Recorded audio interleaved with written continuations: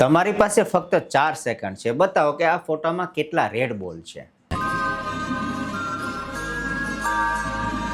હવે હું એવું પૂછું કે આ ફોટામાં કેટલા બ્લુ બોલ છે, કહી શકશો? નહીં. કારણ શું?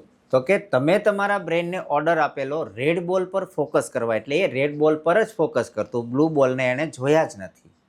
આપણા જીવનમાં પણ કંઈક આવું જ થાય છે. આપણે જે વસ્તુ પર ફોકસ કરીએ છીએ ને એ જ વસ્તુ આપણા જીવનમાં બનવા લાગે છે.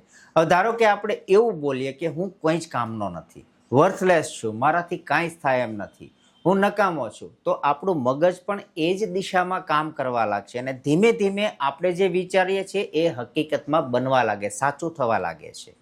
અને આનાથી ઉલટું જો આપણે એવું વિચારીએ કે હું પ્રોડક્ટિવ છું, હું બહુ જ એક્ટિવ છું, હું બધું જ કરી શકું છું, બધું જ મેળવી શકું છું, મારા સપનાઓ પૂરા કરી શકું છું, તો ધીમે ધીમે આપણી આસપાસ પોઝિટિવ એનર્જી ડેવલપ થાય છે અને આપણે જે વિચારીએ છીએ એ બધું જ હકીકતમાં બનવા લાગે છે. અને મિત્રો, આને જ કહેવાય છે લો ઓફ અટ્રેક્શન, એટલે કે આપણે જેવું વિચારીએ એવું જ બને છે.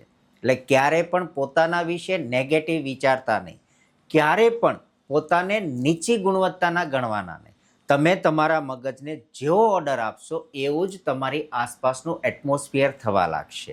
એટલે જ કહું છું, always B positive and B in your self.